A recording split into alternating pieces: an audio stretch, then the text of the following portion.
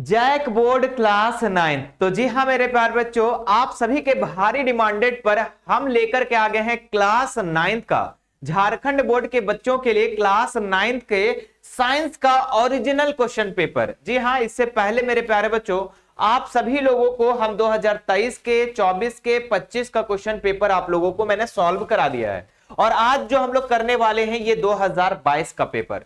जैसा कि आप लोगों को मालूम होगा मेरे प्यारे बच्चों कि यदि आप जो 2026 का तैयारी कर रहे होंगे अपने बोर्ड परीक्षा का, तो कम से कम पीछे वाले सवाल है ना, पीछे वाले जो पीछे ईयर जो पिछले साल पूछा गया सवाल है, उन सभी सवालों को कर लेना बहुत ही ज्यादा महत्वपूर्ण होता है। क्योंकि जैक बोर्ड में मेरे प्यारे बच्चों आप लोग को क्या होता है, सवालों को बार बार कहीं ना कहीं से घुमा फिराकर वही सब सवालों को दिया जाता है। तो चलिए शुरू करते हैं। और इस 2022 में जो टोटल 40 प्रश्न पूछे गए हैं, वो 40 प्रश्न को एक नजर में हम लोग देख लेते हैं। और प्यारे बच्चों इस वीडियो को देख लेने के बाद 2023, 24, 25 अगर नहीं देखें तो उसे जरूर से जरूर देख लीजिएगा। देखो बच्चों, तैयारी करने का एक तरीका होता है कि सबसे पहले प्रीवियस ईयर क्वेश्चन करो, मॉडल पेपर करो, इंपॉर्टेंट क्वेश्चन करो, तब जाकर अपने एग्जाम को दो। लेकिन आपको पता ही नहीं होगा कि एग्जाम में सवाल कैसे पूछे जाते हैं, किस तरीके का, तो वो फिर आप लोग को एग्जाम में मजा नहीं आएगा बच्चों एग्जाम की तैयारी करने में। तो चलिए आज हम लोग 2022 के क्वेश्चन पेपर को देख लेते हैं।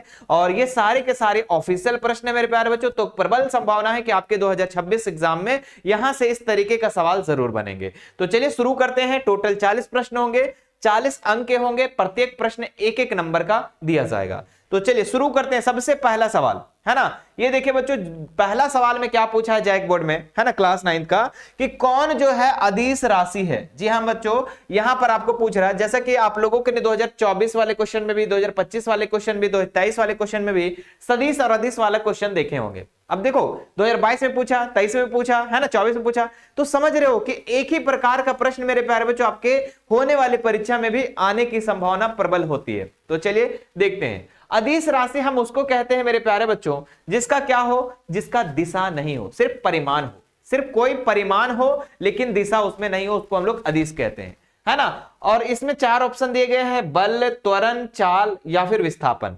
तो इसमें देखें मेरे प्यारे बच्चों, तो चाल जो है एक अदिश राशि है। मैंने पिछले वीडियो में बताया था चाल कैसी राशि, अदिश राशि। क्योंकि चाल में मेरे प्यारे बच्चों सिर्फ का सिर्फ परिमाण होता है, दिशा नहीं होती है, ठीक है। बाकी बल में भी दिशा होता है, ऊपर जाएगा नीचे जाएगा, किधर बल लगाओगे, दिशा के साथ लगाओगे। त्वरण भी मेरे प्यारे बच्चों आपका दिशा होता है, विस्थापन में भी दिशा होता है, लेकिन चाल में दिशा नहीं होता है। तो ये कैसी राशि है, अदिश राशि है, याद रखिएगा बच्चों। अगले सवाल पर बढ़ते हैं, है ना। इंग्लिश में अगर देखें तो बच्चों यहां पर कह रहा है which is the scalar quantity, कौन सा है ना, फोर्स है, एक्सेलरेशन है, या फिर स्पीड है बच्चों, या फिर डिस्प्लेसमेंट। तो इसका आंसर क्या हो जाएगा, स्पीड आंसर हो जाएगा, ठीक है। नेक्स्ट सवाल देखो बच्चों, अगला सवाल क्या कह रहा है, काफी लॉलीपॉप सवाल है मेरे प्यारे बच्चों। ओडोमीटर क्या मापता है, ओडोमीटर जो है ये क्या मापता है, चाल को मापता है, दूरी को मापता है, समय को, या औसत चाल को, है ना। ओडोमीटर जो मेजर करता है बच्चों स्पीड को, डिस्टेंस को, टाइम को, या फिर एवरेज स्पीड को। तो जो ओडोमीटर मापता है मेरे प्यारे बच्चों ये दूरी को मापता है। जैसा कि आप लोग को मालूम होगा बच्चों कि आप जब गाड़ी चलाते हो तो उसके आगे एक मीटर लगा होता है, 2 मीटर लगा होता है ना। इसमें पहला मेरे प्यारे बच्चों इस तरीके से होता है और यहां पर बताता है कि आप कितना दूरी चले हो, है ना, कितना दूरी चले हो। कहते हैं ना कि वो गाड़ी भैया 80,000 चला हुआ है, 50,000 चला हुआ है, 30,000 चला हुआ है, 15,000 चला हुआ है मात्र। तो यहां पर स्पीड ये दूरी को बताता है कि आप कितना दूरी चले हो। और एक स्पीड बताता है मेरे प्यारे बच्चों, ध्यान दीजिएगा, एक जो होता है स्पीड दिखाता है कि आप कितना के स्पीड चल रहे हो। जब गाड़ी चलाते हो तो स्पीड चलता है कि हाँ वो तो 40 के स्पीड में आया है, हाँ 80 की स्पीड में आया, 110 के स्पीड में आया। तो जो कांटा दिखाता है मेरे प्यारे बच्चों वो स्पीडोमीटर है, ठीक है। और जो दूरी को मापता है वो हमारा ओडोमीटर है। तो ये अगर ध्यान दीजिएगा, दोनों चीजों को मैं लिख देता हूं। स्पीडोमीटर जो होता है मेरे प्यारे बच्चों, स्पीडोमीटर जो है वो किसको मापता है, चाल को मापता है कि आप कितना स्पीड चल रहे हो, चाल मतलब स्पीड, है ना। और एक होता है बच्चों ओडोमीटर, है ना। ओडोमीटर जो है ये किसको मापता है, तो ओडोमीटर जो है ये दूरी को मापता है कि आप कितना दूरी चले हो। तो दोनों को आप बढ़िया से याद रखना। एक सवाल यहां से आप लोग के संभावना है बच्चों कि अगर ओडोमीटर है तो स्पोर्टोमीटर आपके एग्जाम में पूछा जा सकता है, ठीक है। चलो, है ना, तो दूरी इसका राइट आंसर हो जाएगा। अगले सवाल की तरफ बढ़ते हैं। नेक्स्ट सवाल कह रहा है त्वरण का एसआई मात्रक। देखिए बताओ, अगर आप पीछे वाले वो सारे सवाल को अगर किए होंगे 25-24 का, तो बताओ त्वरण का मैंने कितने बार बताया है। तो देख रहे हो, समझ में आ रहा है कि प्रश्न कैसे घुमाया जा रहा है और किस तरीके से पूछा जाता है। मतलब 22 में पूछा, 23-24 में पूछ दिया, समझ रहे हो। इसलिए मैं बार बार कहता हूं मेरे प्यारे बच्चों कि जितने भी क्वेश्चन पेपर है ना, उसको तो कंप्लीट कर ही लो, साथ ही साथ हमारे द्वारा मेरे प्यारे बच्चों जितने भी मॉडल पेपर दिए जाएंगे वो सारा का सारा कंप्लीट कर लेना। तो चैनल पर अगर फर्स्ट बार आए हो तो चैनल को सब्सक्राइब करके बेल आइकन बटन को जरूर दबा लो, ताकि कोई भी वीडियो जैसे आए आपके पास नोटिफिकेशन चला जाए और उसे आप देख लो। जितने वीडियो अभी अपलोड होता है बच्चों सभी को आपको देखना अनिवार्य है। उसके बाद एग्जाम देख कर आना, एक बार याद करोगे कि सर A+ आया, सर सभी में A+ आया। सर जिस तरीके से मेरे प्यारे बच्चों जो आपके सीनियर है, जो अभी क्लास 10th की तैयारी कर रहे हैं, वो पिछले बार फोड़े तो इस बार आप भी फोड़ने वाले हो। बस तैयारी सही तरीके से सही जगह पर होनी चाहिए। ठीक है, चलो क्या कह रहा है, त्वरण का SI मात्रक। मेरे प्यारे बच्चों कई बार आपने बताया हमने कि त्वरण यानी एक्सेलरेशन का जो SI मात्रक होता है वो मीटर पर सेकेंड स्क्वायर होता है। मीटर पर सेकेंड स्क्वायर कहां पर है, बोले सर ऑप्शन नंबर 3 में। समझ में आ गया? अच्छा, आप लोग को मैंने पिछली वीडियो में बताया था, मैं एक होमवर्क दे देता हूं, उसको बताइएगा, है ना। वेग का मात्रक क्या होता है, वेग का मात्रक क्या होता है और चाल का मात्रक क्या होता है, ये मेरे प्यारे बच्चों आप लोग कमेंट करके उत्तर बताना। ठीक है, मैंने पिछली वीडियो में बताया। अगले सवाल की तरफ बढ़ते हैं। नेक्स्ट सवाल पे हमारा अगला सवाल कह रहा है ना, the SI unit of acceleration, तो क्या हो जाएगा, मीटर पर सेकेंड स्क्वायर। इकाई समय में वस्तु के द्वारा तय की गई, है ना, इकाई समय में वस्तु के द्वारा तय की गई दूरी क्या कहलाती है ना, चाल कहलाती है, वेग कहलाती है, विस्थापन या फिर त्वरण।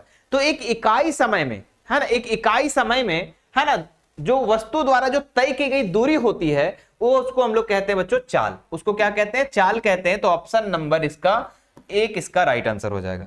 अगले सवाल की तरफ बढ़ते हैं। क्या कह रहे हैं, निम्न में से कौन सही है, कौन सही है पूछ रहा है इसमें। ठीक है, तो ये गति का 3 सूत्र होता है बच्चों, इसमें से आपको बताना है कि इसमें से कौन सही है। तो पहला नंबर अगर देखिए V बराबर U प्लस AT, है ना, बताओ ये बताए थे कि नहीं तीनों सूत्र, याद करो पिछली वीडियो में, जो पिछले वीडियो को देख करके हमारे पास आए हैं, है ना, जो हमारे पहले वाले 2-3 वीडियो जो वो साइंस का अपलोड हुआ है उसको जो देख करके आए हैं, एक बार हाजिरी लगा दें और कह दे कि हाँ सर हमने पिछली वीडियो को देखा है। जल्दी से कमेंट करना बच्चों, है ना। देखो इसमें मैंने 3 सूत्र बताया था बच्चों। पहला मैंने बताया था कि V बराबर, है ना, क्या बताए थे, V बराबर U प्लस AT, पहला सूत्र बताए थे। दूसरा सूत्र बताए थे S बराबर UT plus half AT square, है ना, 1/2 AT, रुको, हाफ AT स्क्वायर, है ना। देखो S बराबर UT plus half AT square, ठीक है। उसके बाद एक और फॉर्मूला होता है बच्चों V स्क्वायर बराबर U स्क्वायर प्लस 2AS। यही 3 फॉर्मूला से आप लोग को बच्चों क्लियर हो जाएगा। ठीक है, अब देखो यहां पर कौन सा सही पूछ रहा है, तो देखो यहां पहला नंबर वाला ही देख लो कि V बराबर U प्लस AT, पहला नंबर ही मैच कर गया। बाकी सारे क्या हो जाएंगे बच्चों, गलत हो जाएंगे। सारे देख लो आप गलत हैं, है ना, तो ऑप्शन नंबर 1 इसका सही हो जाएगा।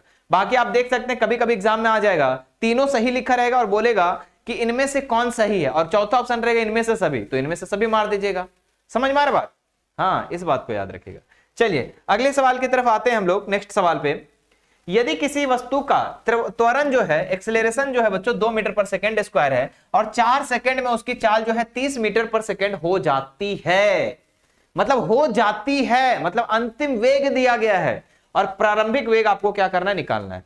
तो बच्चों आप लोग को क्या क्या दिया गया है, सबसे पहले वो लिखो, है ना, त्वरण यानी A दिया गया है आपका 2 मीटर पर सेकेंड स्क्वायर, है ना। एक्सेलरेशन दिया गया है, टाइम जो है मेरे प्यारे बच्चों 4 सेकेंड दिया गया है ना, 4 सेकेंड, और साथ ही साथ उसकी चाल जो है, यानी कि चाल हो जाती है, मतलब अंतिम वेग दिया गया है, यानी V दिया गया है बच्चों। V कितना दिया गया है, 30 मीटर पर सेकेंड, है ना। आपको मेरे प्यारे बच्चों U का मान क्या करना है, निकालना है। बहुत आसान से निकाल लेंगे, जो हमने पीछे फॉर्मूला बताया बच्चों उसी फॉर्मूला से हम लोग क्या करेंगे, मान निकालेंगे, उसी फॉर्मूला से, बस कुछ नहीं बच्चों, उसी फॉर्मूला को बैठाएंगे। क्या होता है, पहला उसमें फॉर्मूला बताते हैं V बराबर U प्लस AT, इसी पे मान बैठाओ, आंसर आ जाएगा। V का मान कितना है, 30 लिख दो। U का मान दिया गया है क्या, नहीं, तो U के जगह में U लिख देंगे, प्लस A का मान कितना है, 2 है, और T का मान कितना है बच्चों, T का मान 4 है, तो 4 लगा देंगे। यहां पर हो जाएगा 30, है ना, और बराबर U, और 4 दूनी 8 हो जाएगा बच्चों, 8 प्लस में इधर आके माइनस में हो जाएगा, तो 30 माइनस 8 बराबर U, तो 30 में से 8 जाएगा तो कितना बचेगा, 22। U यानी कि मेरे प्यारे बच्चों 22 हो जाएगा। U बराबर कितना आ जाएगा, 22 आ जाएगा, है ना। तो 22 मीटर पर सेकंड कहां पर है, यानी ऑप्शन नंबर 2 इसका राइट आंसर है। कुछ भी है नहीं, जो दिया गया है वो लिखा और जो निकालना है उस पे हम लोग फॉर्मूला पे कर दिए। तो जुबान पे मेरे प्यारे बच्चों ज्यादा फॉर्मूला आपको याद नहीं करना। आप सोचेंगे ना कि क्लास 9 में भैया बहुत सारे फॉर्मूला, नहीं, ज्यादा फॉर्मूला नहीं बच्चों, जो फॉर्मूला को बता रहे बस उसको याद करो। बताओ ये फॉर्मूला मैंने बताया कि नहीं बताया, बताया, बस उतना याद रखो, एग्जाम मस्त जाएगा बच्चों, है ना। तो हल्का मचा दोगे, मैं गारंटी के साथ कहता हूं, है ना। बहुत सारे मेरे प्यारे बच्चों ऐसे सवाल होते हैं जो कि डायरेक्ट, जो सवाल मैं बताता हूं डायरेक्ट ऑप्शन के साथ में वही प्रश्न आता है, ऑप्शन के साथ में। बस तैयारी मेरे प्यारे बच्चों सही तरीके से सही गाइडेंस होनी चाहिए। कहते हैं ना विकल्प बहुत मिलेंगे मार्ग भटकाने के लिए, संकल्प एक ही रखना अपनी मंजिल तक जाने के लिए, है ना। क्लास 10th वाले फोड़ रहे हैं, 9th वाले भी फोड़ेंगे, टेंशन मत लेना बच्चों।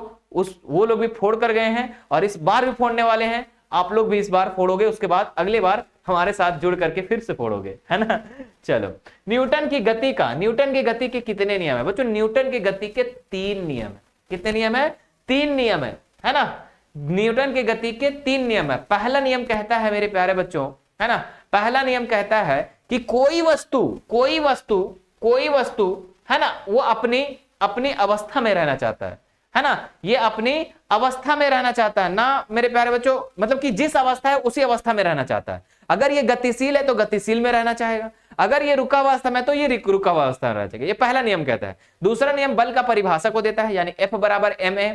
तीसरा जो नियम बताता है बच्चों कि क्रिया के बदले प्रतिक्रिया। जो बंदूक हम लोग छोड़ते हैं ना, तो बंदूक से गोली निकलता है तो गोली आगे की तरफ भागती है और बंदूक से पीछे हमें झटका मारता है, तो वो क्रिया के बदले प्रतिक्रिया होती है, तो वो तीसरा नियम है। तो 3 नियम है, याद रखेंगे, है ना।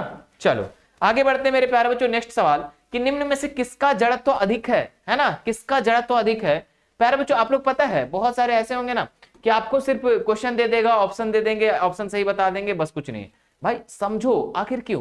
क्योंकि डायरेक्ट कभी कभी सवाल को क्या करते, पलट करके पूछा जाता है। एग्जामिनर क्या तेज होता है ना, थोड़ा सा पलट देगा। तो ध्यान दीजिएगा, किसका जड़त्व अधिक है? तो साइकिल का, कार का, बस का, ट्रेन का। प्यारे बच्चों जड़त्व तो उसी का अधिक होगा जिसका द्रव्यमान ज्यादा होगा। तो देखो साइकिल का द्रव्यमान तो कार, बस, ट्रेन तो सबसे भारी भाई, इसका तो अधिक होगा, है ना। ट्रेन जो है सबसे ज्यादा द्रव्यमान है, ट्रेन का अधिक हो जाएगा। और कम किसका होगा मेरे प्यारे बच्चों? ये आप हमें कमेंट करके बताएंगे इस 4 ऑप्शन पे कि किसका जड़त्व जो होगा कम होगा, जिसका द्रव्यमान कम होगा, है ना, भार इस पे जिसका कम होगा। अगला सवाल देखते हैं। नेक्स्ट सवाल कह रहा है कि 30 न्यूटन का कोई बल 5 केजी की वस्तु पर 2 सेकंड तक कार्य करता है, वस्तु का त्वरण क्या होगा, है ना। वस्तु का त्वरण निकालने बोल रहा है बच्चों, यानी एक्सेलरेशन निकालने बोल रहा है ना। फोर्स 30 न्यूटन एक्ट्स, है ना, on body of 5 kg 2 second, then the acceleration of the body is. हाँ, एक्सेलरेशन निकालना है। तो बच्चों एक फॉर्मूला होता है F बराबर ma, इसी से हमारा निकल जाएगा। क्योंकि देखो फोर्स यहां पर दे रखा है कितना, 30 न्यूटन, तो 30 लगा देंगे, है ना। मास मेरे प्यारे बच्चों कितना केजी दिया गया है, 5 केजी, तो 5 लगा देंगे। एक्सेलरेशन निकालना है तो एक्सेलरेशन लगा देंगे। टाइम का कोई वैल्यू नहीं बच्चों, यहां पर टाइम को आपको नहीं देखना है, ठीक है। तो 30 का 30 हो जाएगा, ये 5 इंटू में इधर आके डिवाइड में हो जाएगा बच्चे, यहां पर a बचेगा। तो 5 छक 30, यानी एक्सेलरेशन जो निकल गया वो कितना निकल गया, 6 निकल गया। और एक्सेलरेशन का जो यानी त्वरण का सही मात्रा क्या होता है, मीटर पर सेकंड स्क्वायर, तो मीटर पर सेकंड स्क्वायर इसका आंसर हो जाएगा। तो मीटर पर सेकंड स्क्वायर ऑप्शन नंबर 6 इसका राइट आंसर हो जाएगा। क्लियर है? चलो अगले सवाल तरफ आते हैं। यदि किसी m का द्रव्यमान की वस्तु किसी वेग भी है तो संवेग क्या होगा? तो संवेग का जो फॉर्मूला होता है मेरे प्यारे बच्चों, संवेग का जो फॉर्मूला होता है द्रव्यमान इंटू वेग। क्या होता है? संवेग का जो फॉर्मूला होता है, याद रखेगा, द्रव्यमान, है ना, द्रव्यमान इंटू वेग होता है। यानी कि द्रव्यमान को हम लोग m लिखते हैं और वेग को हम लोग v लिखते हैं। तो m और v, है ना, वेलोसिटी, वेग मतलब वेलोसिटी, यानी ऑप्शन नंबर 4 इसका राइट आंसर होता है। क्लियर है? चलो अगले सवाल की तरफ। जो चीजों बच्चों आप लोग नया चीज को देख रहे हो, आप लोग कॉपी में उतारते चलो और हर बार अगर इसको प्रैक्टिस करते चले जाओगे तो एक टाइम ऐसा आएगा जिस समय आप इसका हीरो बन जाओगे, है ना। हाँ देखो नेक्स्ट देख रहा है कि पृथ्वी के गुरुत्वीय त्वरण g का मान कितना होता है। g का मान मेरे प्यारे बच्चों 9.8 मीटर पर सेकंड होता है, ठीक है। 9.8 मीटर पर सेकंड स्क्वायर होता है, यानी कि ऑप्शन नंबर दूसरा इसका राइट आंसर हो जाएगा। g का मान वही होता है, ठीक है। g का मान गुरुत्वीय त्वरण का मात्रा 9.8 होता है मीटर पर सेकंड स्क्वायर। सार्वत्रिक, है ना, सार्वत्रिक गुरुत्वीय स्थिरांक g का एसआई मात्रा क्या होता है? तो g का जो बड़ा g का एसआई मात्रक होता है बच्चों, वो न्यूटन मीटर स्क्वायर पर केजी स्क्वायर, है ना, न्यूटन मीटर स्क्वायर पर केजी स्क्वायर, यानी कि ऑप्शन नंबर तीसरा इसका राइट आंसर हो जाएगा। चलिए आगे देखते हैं। चंद्रमा की किसी सतह पर किसी वस्तु का भार पृथ्वी की सतह पर उसके भार का कितना गुना होता है? तो प्यारे बच्चों चंद्रमा पर जो भार होता है, अगर पृथ्वी पर 60 केजी है कोई व्यक्ति, तो वो चंद्रमा पर 1/6 गुना होगा, यानी कि मेरे प्यारे बच्चों 1/6 इसका राइट आंसर हो जाएगा। कितना गुना होता है? 1/6। मतलब कि अगर पृथ्वी पर वो 60 केजी का है ना, कहां पर बच्चों? पृथ्वी पर अगर वो 60 केजी का बंदा है, तो अगर वो चंद्रमा पर चला जाएगा, है ना, चंद्रमा पर, तो कितना हो जाएगा? 60 इंटू 1/6, है ना, 1/6, तो कितना हो जाएगा? 10 न्यूटन, ठीक है, 10 केजी। समझ में आ गया बच्चों, है ना। तो याद रखेगा 1/6 गुना होता है। चलो अगला सवाल देखते हैं। नेक्स्ट हमारा कह रहा है कि निम्न में से कौन पदार्थ नहीं है? पदार्थ, पदार्थ कौन सा बच्चों? यहां पर कह रहा है which of the following is the not a matter, है ना बच्चों। यहां पर पदार्थ क्या होता है? तो पदार्थ जिसका कोई ना कोई भार हो, द्रव्यमान हो, और जिसका कोई ना कोई स्थान को घेरता हो, उसी को हम पदार्थ कहें। अब देखो भैया, हवा, हवा का अगर हम लोग देखें तो उसका भी कोई ना कोई द्रव्यमान होता है, और साथ ही साथ ये कोई स्थान को घेरता है। घेरता है कि नहीं? बोले सर ये कैसे? अगर हवा नहीं घेरता मेरे प्यारे बच्चों अगर स्थान को, तो गैस में जो गैस जो आप सिलेंडर भराते हो तो वो भी तो उसके अंदर होता है, तो वो कोई ना कोई स्थान को घेरता है और उसका ना कोई ना द्रव्यमान होता है बच्चों। ठीक है, तो ये हवा हो गया। ठीक है, हवा क्या हो जाएगा? पदार्थ हो जाएगा। जल भी मेरे प्यारे बच्चों एक प्रकार का पदार्थ है। प्यार करना, अरे किसी से लव करना किसी से प्यार करना कोई पदार्थ है भाई?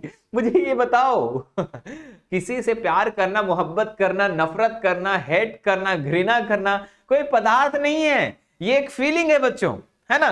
तो ये ऑप्शन इसका राइट आंसर हो जाएगा कि ये पदार्थ नहीं है। बाकी देख लो, भोजन भी है ना, वो भी क्या है? पदार्थ है बच्चों। हवा भी पदार्थ है, जल भी पदार्थ है। अच्छा तुम मुझे बताओ मेरे प्यारे बच्चों, विचार, है ना, विचार जो थॉट होता है बच्चों, विचार ये कोई पदार्थ है क्या? जो हम सोच रहे हैं क्या वो एक पदार्थ है? हाँ या नहीं में उत्तर दो, हाँ या नहीं में उत्तर दो। जल्दी से कमेंट करके आप लोग आंसर करो बच्चे। देखो आप लोग सोचते हो ना कि कमेंट नहीं करेंगे, अरे कमेंट नहीं करोगे ना बच्चों तो आपका क्या है, कॉन्फिडेंस लेवल हाई नहीं होगा। तो कमेंट कर दोगे ना, उसके बाद हम इधर से दिल वाला टिक मार देंगे ना, तो आपको कॉन्फिडेंस लेवल हाई हो जाएगा कि हाँ हमने सही किया भाई। और कोई चीज को आप लिखते हो तो याद हो जाता है, बातों को समझो, है ना। चलो अगले सवाल की तरफ आते बच्चा। नेक्स्ट सवाल कह रहा है, ये हो गया था ना, हाँ, किस अवस्था में अणुओं की ऊर्जा अधिकतम होती है? तो मेरे प्यारे बच्चों, अणुओं की ऊर्जा अधिकतम उसी में होगा जिसका कण क्या होता है, काफी गतिशील होते हैं। क्या होते हैं? काफी गतिशील होते हैं। वो मेरे प्यारे बच्चों उसका अणुओं की ऊर्जा क्या होगी? अधिक होगी। तो ठोस के कण जो होते हैं काफी सटे सटे होते हैं, ठोस के कण जो होते हैं काफी सटे सटे होते हैं, तो ये गतिशील नहीं होता है। ठीक है, ये ऑप्शन कट गया। द्रव जो पानी होता है बच्चों, इसके कण काफी मीडियम में होता है। ठीक है, और ये भी गतिशील होता है लेकिन इससे थोड़ा ज्यादा गतिशील में होता है, तो ये भी इसका अधिक जो अणुओं का ऊर्जा होगा ये भी नहीं होगा। गैस, गैस के कण काफी दूर दूर होते हैं और ये काफी कण गतिशील होते हैं, तो इसके अणुओं की ऊर्जा अधिकतम होती है बच्चों, तो गैस इसका राइट आंसर हो जाएगा। क्लियर? चलो अगले सवाल की तरफ आ जाते हैं हम लोग। नेक्स्ट क्या है? वह प्रक्रिया जिसमें इत्र की गंध वायु में चारों ओर फैल जाती है क्या कहलाती है ना। वह प्रक्रिया जिसमें क्या कह रहा है, इत्र जो है, यानी कि आप अगर मान लो परफ्यूम लगा लियो, फॉग लगा लिए हो और चले गए हो कॉलेज मतलब स्कूल, है ना, और एकदम हीरो बन रहे हो, तो आप लगाए हो यहां पर, ठीक है, आप अपने में लगाए हो, लेकिन पूरा स्कूल महका दिए हो कि भाई वो बंदा फॉग लगा कर आया। या फिर ऐसा समझो बच्चों कि आपने एक रूम में इत्र लगाया है और दूसरे रूम में वो इत्र का गंध चला जा रहा है, तो ये किस कारण से? तो प्यारे बच्चों ये होता है विसरण के कारण। किसके कारण बच्चों? डिफ्यूजन के कारण होता है, विसरण के कारण होता है। तो ऑप्शन नंबर 1 इसका राइट आंसर हो जाएगा। ठीक है, 25 डिग्री देखो सेल्सियस वाला आ गया क्वेश्चन। क्या नहीं बताया हमने? हम नहीं बताया बच्चों कि सेल्सियस को केल्विन में कैसे चेंज किया जाता है, बताओ जल्दी से। सेल्सियस को केल्विन में कैसे चेंज किया जाता है? तो सेल्सियस को मेरे प्यारे बच्चों केल्विन में चेंज करने के लिए एक नंबर याद रखना होता है 273। बड़ा प्यार सा वर्ड है मेरे प्यारे बच्चों, बहुत अच्छा सा नंबर है। इस नंबर को ही आपको बस याद रखना है। कितना? 273, 273। जैसे 143 याद रखते हो ना, वैसे 273 याद रखना है। ठीक है, अब सेल्सियस से केल्विन की तरफ जाएगा तो प्लस कर देना। क्या कर देना? प्लस कर देना। बोले सर कैसे? ठीक है, अगर केल्विन से आप सेल्सियस की तरफ आओगे बच्चों, तो यही 273 को क्या करना? माइनस कर देना। क्या कर दोगे? माइनस कर दोगे। बोले सर भुला जाएंगे सर, प्लस होगा कि माइनस होगा सर, बता दीजिए ना सर। देखो समझो, सी छोटा के बड़ा, अगर छोटा को हम बड़ा करेंगे तो क्या करेंगे? प्लस करेंगे। के बड़ा, हम ट्रिक बता रहे हैं, ऐसा कोई सिस्टम नहीं है। ठीक है, के छोटा, के बड़ा और सी छोटा। के बड़ा है ना जी, के ज्यादा दूर में आता है, के बड़ा सी छोटा। तो बड़ा से हम छोटा अगर करना चाहेंगे तो किसी से हम घटा देंगे। क्या करेंगे? घटाएंगे। तो समझ में आ गया? तो यहां पर देखो सी से हमें क्या करना है? केल्विन में चेंज करना है। ऑप्शन किसमें? केल्विन में, है ना, तो केल्विन में चेंज करना है। तो हम क्या करेंगे बच्चों? 25 में क्या करेंगे? जोड़ देंगे 273। क्या करेंगे? 273 को हम जोड़ देंगे तो कितना हो जाएगा? 5 3 8 7 2 9 और 2 298 केल्विन इसका राइट आंसर हो जाएगा। 298 ऑप्शन नंबर 1। समझ में आ गया बच्चों? अब मुझे बताओ मेरे प्यारे बच्चों कि अगर यहां पर मान लो 200 छोड़ दो यहां पर, ठीक है, अगर मान लो मेरे प्यारे बच्चों यहां पर 290 केल्विन है, अगर इसको सेल्सियस में चेंज करना चाहे तो कितना आएगा? जल्दी से कमेंट करके बताओ। है ना। अगर मैं 290 को केल्विन को सेल्सियस में अगर चेंज करना चाहे तो कैसे करोगे? केल्विन से सेल्सियस की तरफ, केल्विन से सेल्सियस की तरफ क्या करोगे? जोड़ोगे, घटाओगे, क्या करोगे? उसको देखकर और कमेंट करो, है ना। चलो अगला देखो बच्चों, क्या है? गैस के कणों के बीच आकर्षण बल कैसा होता है? तो गैस के कण का जो आकर्षण बल होता है बच्चों बहुत कम होता है ना, तभी तो वो एक दूसरे को आकर्षित नहीं करते, क्योंकि गैस के कण काफी दूर दूर होते हैं, तो इसका आकर्षण बल मेरे प्यारे बच्चों कम होता है, तो याद रखिएगा। अच्छा, अधिक किसका होता है ये कमेंट करके बताएंगे। अधिक किसका होगा? जिसके कण काफी सटे सटे होंगे। तो अभी अपने को बताए हम कि ठोस, द्रव, गैस पदार्थ की 3 अवस्था होती है, तो इसमें किसके कौन सी अवस्था में मेरे प्यारे बच्चों जिसके कण जो होते हैं काफी सटे सटे होते हैं और उसी का आकर्षण बल ज्यादा होगा। तो सटे सटे कौन होता है वो कमेंट करके बताएंगे। नेक्स्ट देखते हैं हमारा, निम्न में द्रव में कौन अनिश्चित होता है? अगर पानी है बच्चों तो उसमें अनिश्चित क्या होगा? अनिश्चित मतलब कि चेंजेस होते रहेगा, है ना। घनत्व, घनत्व तो सेम ही रहेगा भाई। आकार, जी हाँ बच्चों, आकार जो होगा अनिश्चित। बोले सर ये कैसे? आप द्रव ले लो बच्चों, मान लो एक गिलास में आपने क्या किया? पानी ले लिया, है ना, और इस पानी को आपने क्या किया बच्चों? एक टब में डाल दिया। तो देखो इसका आकार एक गिलास के जैसा था पानी का, अब इसी गिलास का पानी को उसमें डाल दिए हो तो वो कैसा बन गया? एक टब के जैसा बन गया, उसका आकार जो है टब के जैसा बन गया। तो इसका द्रव का जो है मेरे प्यारे बच्चों जो आकार जो होता है अनिश्चित होता है। आप ड्राम में डालोगे ड्राम के जैसा बन जाएगा, कप में डालोगे कप के जैसा बन जाएगा, गिलास में डालोगे गिलास के जैसा बन जाएगा। समझ में आ रहा बात? इसका आकार अनिश्चित होता है, लेकिन घनत्व हो गया, आयतन हो गया, द्रव्यमान हो गया, निश्चित होता है, याद रखिएगा। अगर 1 kg है ना, तो 1 ही kg रहेगा। अगर मेरे प्यारे बच्चों आयतन जो है 1 ड्राम है तो 1 के ड्राम रहेगा, ऐसा नहीं कि 2 ड्राम हो जाएगा, है ना। अगर उसको दूसरा ड्राम में डालेंगे, दूसरा ग्लास ले, ऐसा नहीं, है ना। जितना है उतना ही रहेगा, लेकिन आकार जो है बच्चों बदलते रहेगा, ठीक है। चलो नेक्स्ट देखते हैं। अगला सवाल है बच्चों, निम्न में से कौन कपड़ा गर्मियों के, भैया गर्मी में कौन सा कपड़ा आरामदेह देता है? एकदम बचपन से सुना होगा मम्मी से, क्या सुने होंगे कि बाबू सूती, गर्मी है ना, सूती कपड़ा पहनो ना, सूती कपड़ा पहनो आराम लगेगा।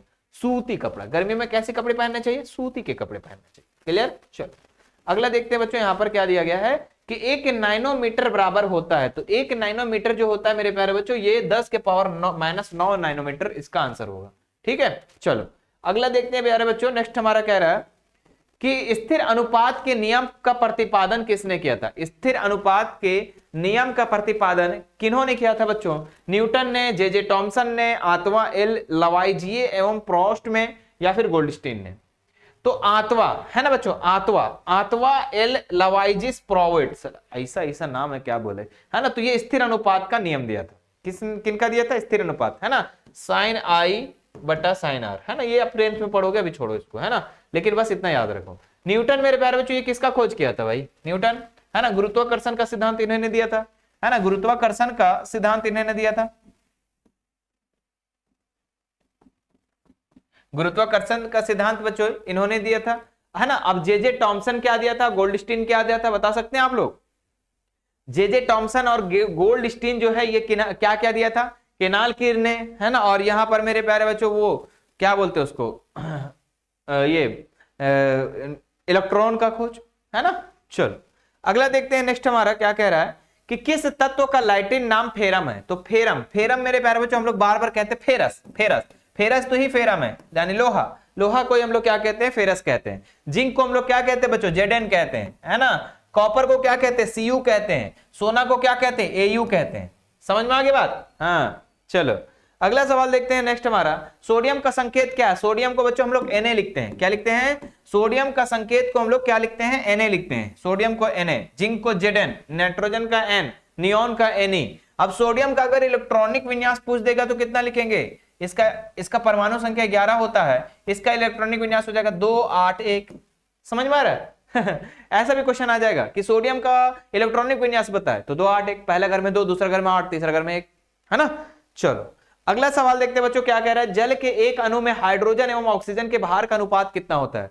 तो जल के एक अणु में मेरे प्यारे बच्चों जल का सूत्र क्या होता है? याद करो। बोले सर जल का सूत्र होता है H2O, है ना। हाइड्रोजन कितना है बाबू? 2 है ना, हाइड्रोजन 2 है, तो यहाँ पर 2 हो जाएगा और इसका द्रव्यमान 1 होता है, तो कितना हो जाएगा? 2।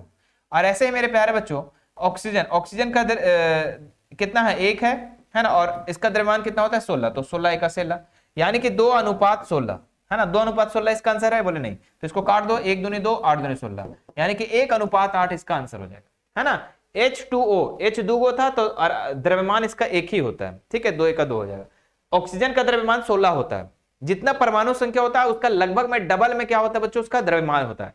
जैसे कि अगर मैं बात करूं नाइट्रोजन का द्रव्यमान कितना हो जाएगा, नाइट्रोजन की परमाणु संख्या कितना है, 7 है ना, 7 ही है ना जी। हाँ, तो उसका कितना हो गया, द्रव्यमान कितना हो जाएगा, 14 हो जाएगा। ऑक्सीजन का 8 था तो 16 हो गया। ऐसे डबल लगभग होता है, ठीक है, याद रखिएगा, लगभग में, ऐसा नहीं कि सब में। हाँ, सभी द्रव की रचनात्मक एवं क्रियात्मक इकाई क्या होती है, तो द्रव का मेरे प्यारे बच्चों, किसी द्रव की रचनात्मक एवं क्रियात्मक इकाई को हम लोग कहते हैं परमाणु। क्या कहते हैं, परमाणु कहते हैं, याद रखिएगा। और सजीवों में मेरे प्यारे बच्चों कह देगा कि सजीवों में है ना सबसे छोटी इकाई क्या है, तो याद रखिएगा कोशिका, है ना। सजीवों में अगर पूछ देगा रचनात्मक एवं क्रियात्मक इकाई तो कोशिका। आत्महत्या की थैली किसे कहा जाता है, कई बार बता चुके मेरे प्यारे बच्चों, लाइसोसोम को हम लोग आत्महत्या की थैली कहते हैं। लाइसोसोम को क्या कहते हैं, आत्महत्या की थैली, है ना। और मेरे प्यारे बच्चों बिजली घर किसको कहते हैं, बता सकते हैं आप लोग। बिजली घर मेरे प्यारे बच्चों ये हम लोग किसको कहते हैं, तो माइटोकॉन्ड्रिया को कहते हैं, माइटोकॉन्ड्रिया को कहते हैं, माइटोकॉन्ड्रिया को कहते हैं। क्लियर, चलो याद रखिएगा। अगला सवाल देखते हैं। नेक्स्ट हमारा कह रहा है कि तारक केंद्रक का कार्य क्या है, तो तारक केंद्रक मेरे प्यारे बच्चों इसमें क्या होता है ना कि ये जो है ना, स्पिंडल का यहाँ पर फॉर्मेशन करता है बच्चों, यहाँ पर यानी कि तर्को निर्माण हो जाएगा, है ना, तर्को निर्माण हो जाएगा। अगला देखते हैं। नेक्स्ट कह रहा है कि मानव शरीर के सबसे लंबी कोशिका, कई बार बता चुके, तंत्रिका कोशिका। क्या हो जाएगा, जल्दी से बताओ, है ना, तंत्रिका कोशिका, गुर्दे कोशिका, यकृत या पेशी, तो तंत्रिका कोशिका। अब मानव शरीर के सबसे छोटी कोशिका को आप लोग बताइएगा, है ना, जो मेरे प्यारे बच्चों छोटी कोशिका के बारे में बताएंगे, है ना, जो कान में पाया जाता है, तो बताएंगे कि सबसे छोटी कोशिका कौन सा हो जाएगा, ये हमें बताएंगे, ठीक है। मानव की सबसे छोटी कोशिका कौन होगा, ये हमें आप कमेंट करके बताएंगे।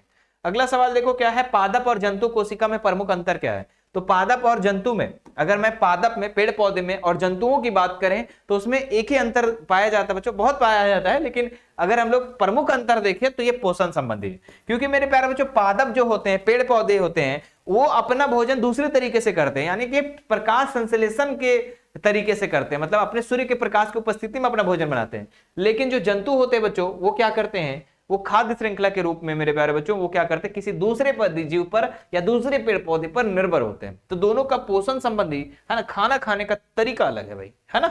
चलो अगला सवाल देखो। मजा आ रहा है बच्चों, क्या हमारे से आपको क्लास करने में मजा आ रहा है, तो एक बार मेरे प्यारे बच्चों आप लोग नीचे कमेंट में, है ना, फायर वाला इमोजी भेजेंगे। कैसा इमोजी, फायर वाला, ऐसे फायर वाला, फायर वाला, ठीक है, या फिर मेरे प्यारे बच्चों दिल वाला, है ना। आप लोग कमेंट करके बताएंगे कि मजा आ रहा है बच्चों क्लास करने में, तो एक बार जल्दी जल्दी से बताएंगे। और ऐसे ही मेरे प्यारे बच्चों हर क्लास में आप लोग को ऐसे ही मदद देते रहेंगे, टेंशन नहीं लेना है ना।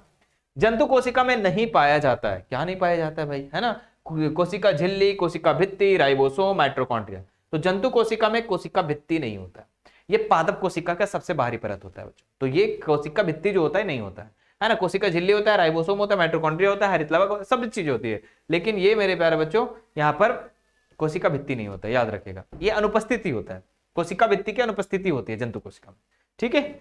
अगला देखते हैं यहाँ पर रंगीन प्लासिड, है ना, रंगीन प्लासिड को क्या कहते हैं, तो ये क्या हो जाएगा, क्लोरोप्लास्ट, क्रोमोप्लास्ट, ल्यूकोप्लास्ट।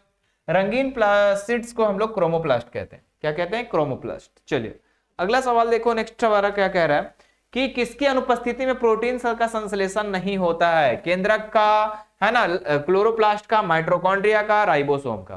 तो किसकी अनुपस्थिति में, किसके एब्सेंट में मेरे प्यारे बच्चों प्रोटीन का संश्लेषण नहीं होता है, तो राइबोसोम के एब्सेंट में, राइबोसोम के एब्सेंट में प्रकाश जो होता है मेरे प्यारे बच्चों प्रोटीन का संश्लेषण नहीं होता।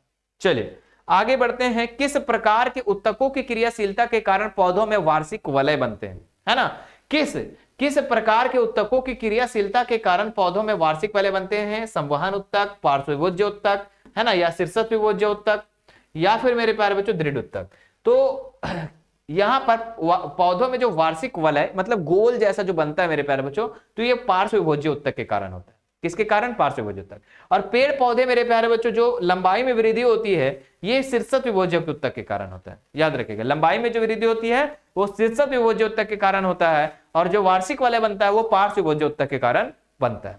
चलिए आगे देखते हैं। नेक्स्ट हमारा क्या कह रहा है कि निम्नांकित में से कौन फ्लोएम का भाग नहीं है, फ्लोएम उत्तक का भाग नहीं है, तो चालनी नलिका तो भैया है ना, तंतुक भी है ना, सखी कोशिका भी है, लेकिन स्नायु जो है ये मेरे प्यारे बच्चों नहीं, ये जो है ना स्नायु जो है ये फ्लोएम उत्तक का भाग नहीं है, है ना।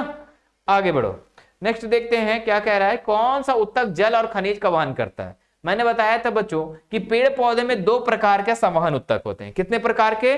दो प्रकार के संवहन उत्तक होते हैं, एक जाइलम और एक फ्लोएम। मेरे प्यारे बच्चों ये पेड़ है और पेड़ से क्या होता है, जड़ से खनिज लवण पानी उनी जो है पत्ती तक पहुंचाने का काम जाइलम भैया करते हैं, और फ्लोएम भैया क्या करता है कि ऊपर से खनिज बना भोजन, पत्ती में जो बन जाता है भोजन तो अन्य भागों तक पहुंचाने का काम करता है। तो खनिज लवण जल से, पेड़ पौधे जो है जल से, जड़ से जल खनिज लवण जितने भी चीजें हैं वो पत्तियों तक पहुंचाने का काम जाइलम का काम होता है। किसका काम होता है? जाइलम का काम होता है, याद रखिएगा। हाँ, आगे बढ़ते हैं। नेक्स्ट, मूंगफली और बादाम के छिलकों में क्या पाया जाता है बच्चों? तो ये स्क्लेरेट्स पाया जाता है। क्या पाया जाता है? स्क्लेरेट्स पाया जाता है। ऑप्शन नंबर 2, ऑप्शन नंबर 2 इसका राइट आंसर हो जाएगा। अगला देखते हैं, शरीर का बाहरी और भीतरी रक्षक आवरण बनाते हैं। कौन बनाता है भाई? संवेदी उत्तक, एपिथेलियम उत्तक, संयोजी उत्तक, कंकाल उत्तक। तो यहां अगर मैं बात करूं, शरीर की बाहरी और भीतरी रक्षक आवरण जो बनाता है ये एपिथेलियम उत्तक बनाता है। ठीक है, कौन बनाता है? एपिथेलियम उत्तक बनाता है। चलिए आगे देखो, जिस मृदुत्तक की कोशिकाओं में हरित लवक पाया जाता है उसे क्या कहते हैं? तो हरित लवक जिसमें पाया जाता है मेरे प्यारे बच्चों उसको हम लोग क्लोरीन काइमा कहते हैं। क्या कहते हैं? क्लोरीन काइमा कहते हैं। याद रखिएगा सभी प्रश्नों को, बहुत ही ज्यादा महत्वपूर्ण है बच्चों। चलिए अब लास्ट सवाल हम लोग एक देख लेते हैं मेरे प्यारे बच्चों कि ट्रैकिड्स पाए जाते हैं किस में पाए जाते हैं? जाइलम में, फ्लोएम में, या फिर वस्य उत्तक में, पेशीय उत्तक में।